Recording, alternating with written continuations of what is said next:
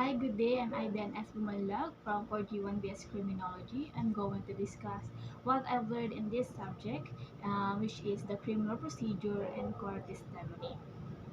First, let us know Aquilino Nene Pimentel. He is the father of local government. Also, in a computation of Lupon Tagapamayapa, in section 399, Lupon Tagapamayapa in each barangay is composed of punong barangay as a chairman and composed of 10 to 20 members. And the Lupon secretary known as a barangay secretary. Her duties is to record her result of mediation proceeding, as well as she submit a report to the city or municipal court. Pangkat tagapagkasunod, it consists of 3 members who shall be chosen by the parties from the member of the Lupon, jurisdictions of Lupon.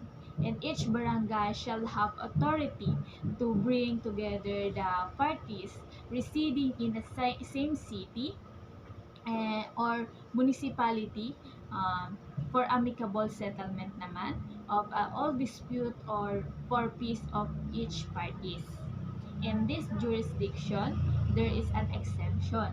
First, in the party has a government employee. Second one is that dispute involve real properties located in different cities or municipalities. Third one is if the dispute include higher authority, or four also if the punishment exceeding in a 1 year, and etc. Let's proceed to the suspensions of prescriptive period. Upon filing of the complaint with the punong barangay, if the dispute is under mediation, conciliations, or arbitration, the prescriptive period shall be interrupted. It is not exceed 60 days from the filing of the complaint. And question: do you think can party go to court as many times as they want? Answer is no. The parties may go to at once to court if the instances are: first, the accused is under detention; second, where the person has been deprived of personal liberty, calling for habeas corpus proceedings; third one is where the action is coupled with provisional remedies such as a preliminary injunction, attachment, and support pedentelite rather. And fourth is it is the action barred by the statute of the limitation.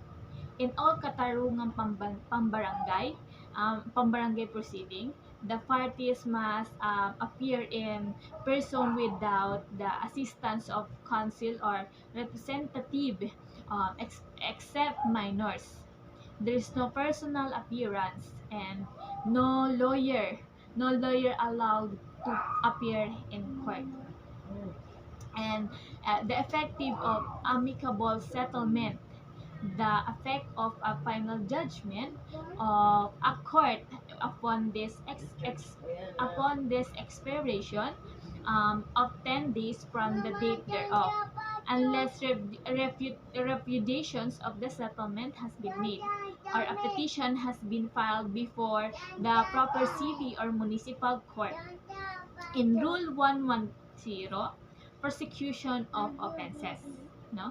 Institution of criminal action. Criminal action shall be instituted as follows. First, for offenses, preliminary investigation is required to pursuant the section 1 of Rule 112 by filing a complaint with proper officer. It is necessarily for conducting preliminary investigation.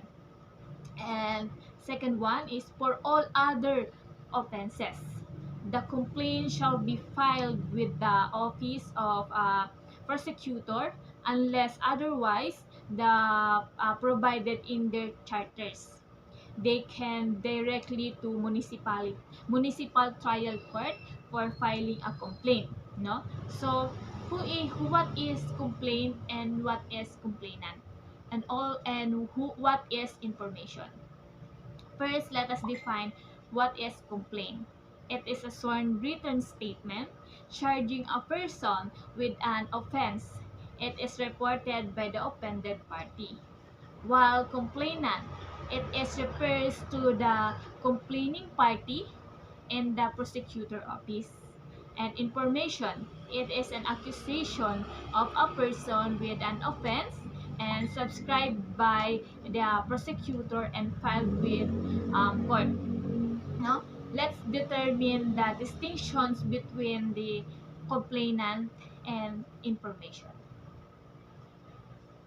Um, Complainant is as to were filed, maybe it can be filed directly in court or the prosecutor's office, while in information were filed only into court.